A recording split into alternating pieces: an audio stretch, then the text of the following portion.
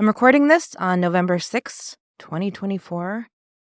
And of course, I've been reflecting on the election, and certainly there are so many lenses through which we can look at this moment in time. The lens I have been using a lot is the behavior lens, thinking about animal behavior as I have come to understand it as a dog trainer. I just cannot help at looking at the whole situation with dogs and with people and punishment and coercion as a kind of fractal of repeating patterns in the human and animal realms. And I talk about something that has led me to this question for you. Do you think that Donald Trump was spanked as a child, not as an adult? I mean, I'm sure he has been spanked as an adult. His niece, Mary Trump, goes into a huge amount of detail about his childhood in her excellent book, Too Much and Never Enough, and while she does not talk specifically about spanking, I would guess it's something that happened in his household. This is just from the back of the book. Donald's mother became ill when he was 2.5, suddenly depriving him of his main source of comfort in human contact. His father, Fred, became his only available parent, and love meant nothing to Fred. He expected obedience. Are we on the road to an authoritarian government because Fred Trump was a really bad dog trainer? Let's live with dogs in harmony. Good dog training is the key. You don't need to cause pain if you use your brain. Train your dog with love and science. Over the last months and weeks of this presidential campaign, there were so many weird moments. And an astonishing number of those weird moments had to do with the candidates and their treatment of animals, pets in particular. In 2012, I was asked by the Boston Globe to write about an incident in the news at the time having to do with Romney, who was running, having strapped the family dog to the roof of the car in a crate in order to bring him on vacation. And I actually, in my piece, kind of came to Romney's defense and saying, there's so much disagreement about how we should be caring for dogs at all that we shouldn't be so quick to judge. He had good intentions. Hey, let's bring the dog with us. But bad judgment. My conclusion was that it's pretty pointless to attempt to judge politicians by the way they treat animals, especially when you remember that the 20th century figure that probably had the most progressive ideas about how to treat pets was Adolf Hitler. This year, the pet stuff got so much weirder. Here I've put together some clips of and about Donald Trump, J.D. Vance, Kristi Noem, and RFK Jr. I think you'll be able to tell who's who. So I know Don's fired up about Peanut the squirrel. We were on the way down here from Cincinnati. He was like, is it really the case that the Democrats murdered the Elon Musk of squirrels? And I said, yeah, it sounds like, have you seen the videos of this squirrel? Yeah. He's a genius, or he was, unfortunately, but the same government that doesn't care about hundreds of thousands of illegal immigrant criminals coming into our country doesn't want us to have pets. They said that they did this story that I ate a dog, and they have a picture of me supposedly eating a dog. I was driving up maybe, really early, like 7, and that woman in a van in front of me hit a bear and killed it, a young bear. So I pulled over and I picked up the bear and put him in the back of my van because I was going to skin the bear. And it was very good condition, and I was going to put the meat in my refrigerator to go to the airport. And the bear was in my car, and I didn't want to leave the bear in the car. I had an old bike in my car that somebody had asked me to get rid of it. I said, let's go put the bear in Central Park, and we'll make it look like he got hit by a bike. Kennedy shared that video himself. By the way, note the Roseanne watching this story face, which is amazing. But he wanted the world to see him telling Roseanne Barr about how he was going to stage a hit-and-run bike versus bear accident in Central Park. The bear story has got nothing on the whale story. Just this week, a decade-old profile of RFK's daughter, Kik, resurfaced, where she recounts an incident from her childhood. RFK got word there was a dead whale washed up on Hyannisport Beach, and so naturally he raced over there with a plot to take a souvenir. And Kennedy cut the dead whale's head off with a chainsaw, and then he took the decapitated whale head and he bungee corded it to the roof of the family minivan and drove 5 hours back to New York with his family in the car. As his daughter remembers it, and I'm going to try to get through this passage, every time he accelerated on the highway, whale juice would pour into the windows of the car. It was the rankest thing on the planet.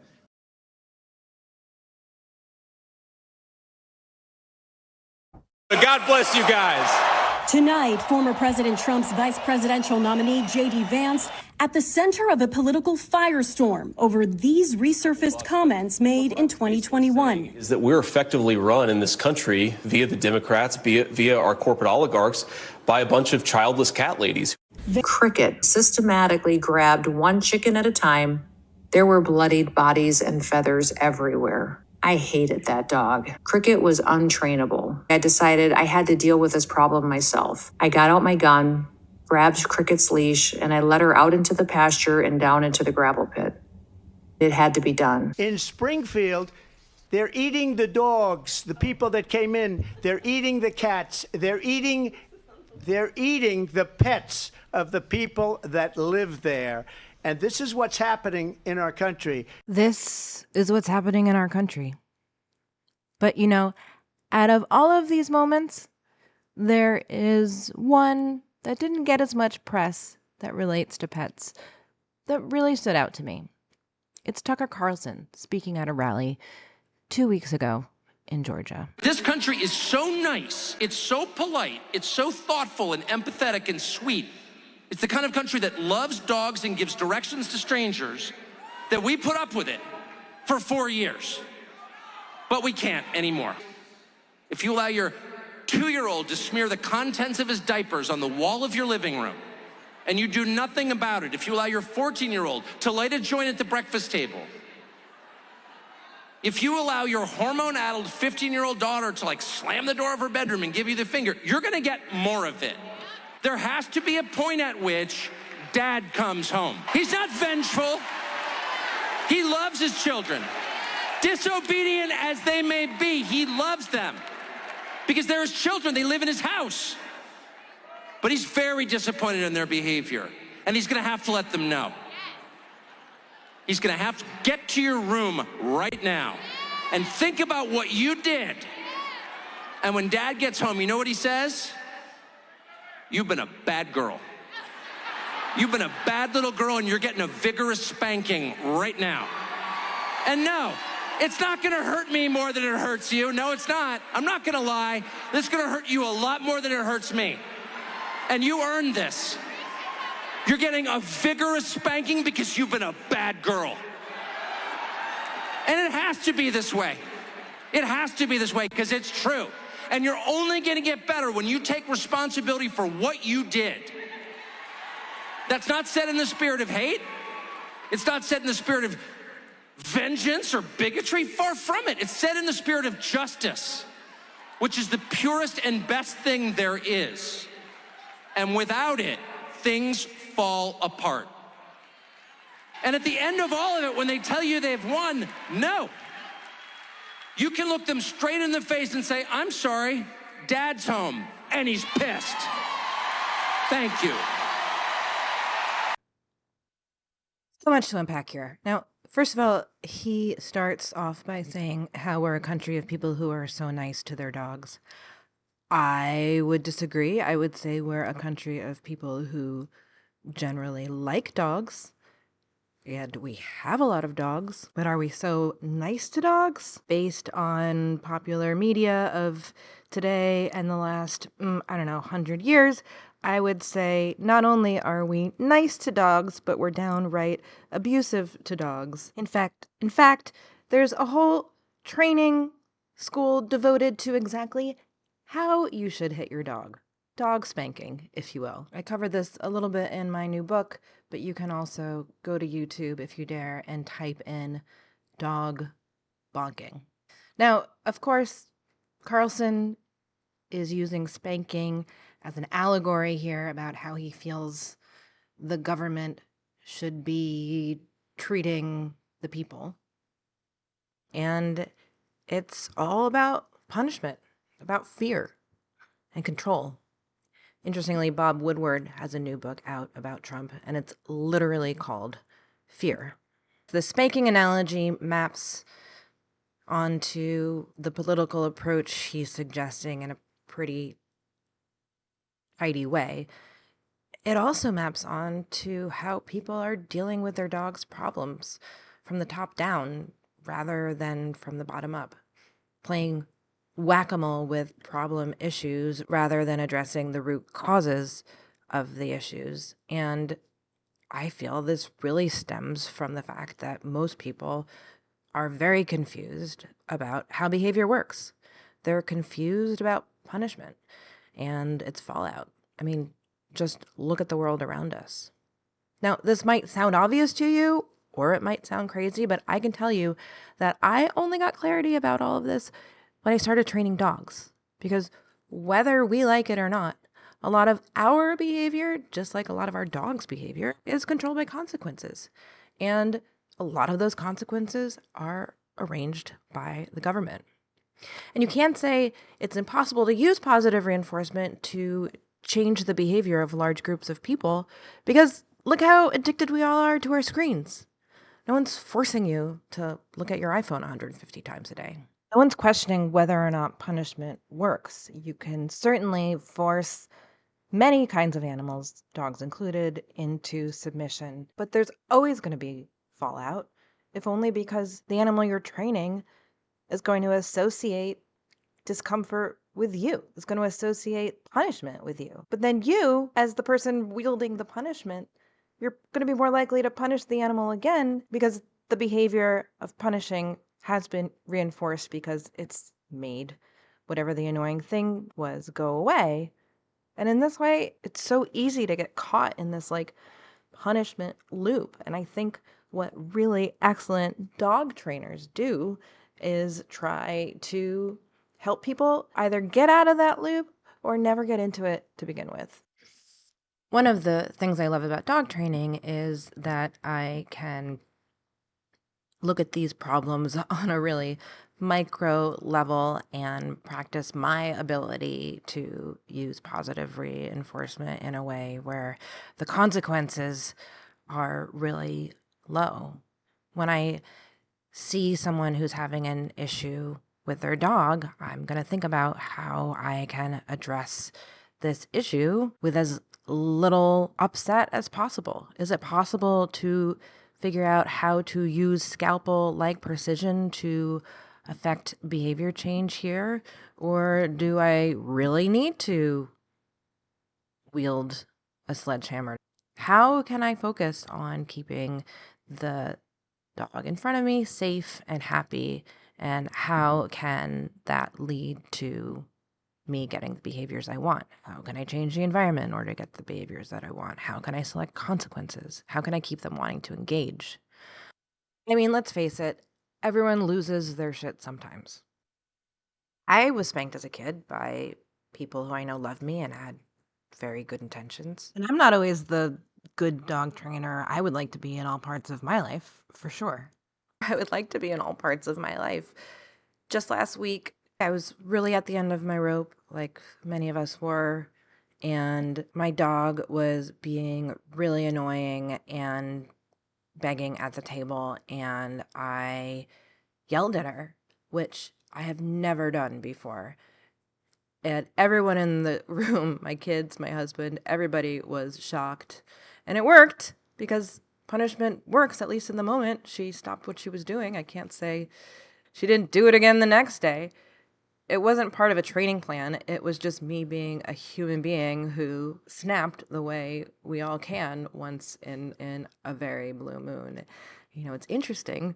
Right afterwards, my youngest daughter did something she has never done before when quarreling with her sister. She screamed at her. There's a big difference between sometimes losing it and baking punishment into your training. Like, if your first move is to literally take the dog out back to the gravel pit and shoot him, I think it really speaks to a lack of education about the basics of the science and makes me think that the world really does need more good dog trainers. I feel pretty helpless in this moment, like I'm sure many of you do. And the only way that I can make sense of it is to be the change that I want to see in the world, in the realms that I can exert some control over in a way that is not authoritarian or authoritarian-ish. I really believe that if you can help someone change their point of view about how they deal with the pets in their lives, it can trickle up. To quote Gandhi, the greatness of a nation and its moral progress can be judged by the way its animals are treated.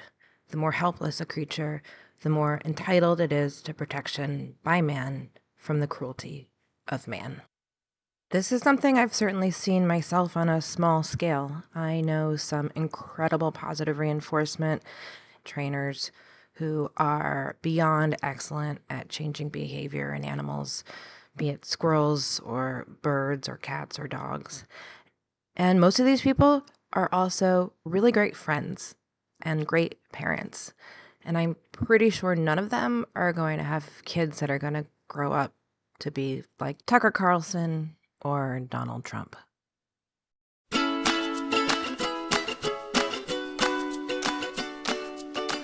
I want to read a couple passages from the last two chapters of my book, How to Train Your Dog with Love and Science, which you can learn more about at anniegrossman.com/book. It is a book about dogs, but wouldn't you know, the topic of spanking children is touched on. This is from chapter 21 called The Least We Can Do. Most people can agree that children and violence don't mix. The United Nations Committee on the Rights of the Child issued a directive in 2006 calling physical punishment legalized violence against children that should be eliminated in all settings through legislative, administrative, social, and educational measures. In 2012, the American Psychological Association quoted Sandra Graham Berman, principal investigator for the Child Resilience and Trauma Laboratory at the University of Michigan. Quote, "It's a very controversial area, even though the research is extremely telling and very clear and consistent about the negative effects on children. People get frustrated and hit their kids. Maybe they don't see there are other options." Later in the article on the topic of spanking, Dr. Alan Kasdan, a former head of the Yale Parenting Center, says, quote, "We are not giving up an effective technique. We are saying this is a horrible thing that does not work." Are there cases where dogs are better off being shocked or smacked as the only alternative is euthanasia? Possibly. But if the goal is to save dogs from euthanasia, we can start with good dog training. I would put money on there being a lot more dogs euthanized because they've been the subject of coercive or punishment-based training than there are bonked dogs thanking their lucky stars. Here in the U.S., there is no federal regulation of the use of shock collars or physical force in dog training, but at least we have the American Veterinary Society of Animal Behavior's recommendation. Punishment should not be used as a first-line or early use treatment for behavior problems. This is due to the potential adverse effects, which include but are not limited to inhibition of learning, increased fear-related and aggressive behaviors, and injury to animals and people interacting with animals. How we care for the vulnerable among us has a huge impact on the kind of world we live in. I don't think we should be so lighthearted about the behavior experiments we are inadvertently running when we have someone in our care, human or dog, who isn't there by their own choice and may be poorly matched for the environment. Alas, given a field that isn't regulated, it's too easy to follow the advice of whoever's methods seem to work first. The other day, I opened up the mail to find a yellowed 1971 issue of Time magazine I'd ordered. Its cover was by Don Punchatz, an illustrator best known for drawing science fiction monsters. He's most famous for doing the cover art of the video game Doom. Here, his monster was B.F. Skinner. Punchatz painted him entirely blue. The story inside says that Skinner argues that man's behavior is already controlled by external forces. Just too often the control is haphazard or not in people's best interest. Skinner hopes for a society in which men of goodwill can work, love, and live in security and in harmony, the article states.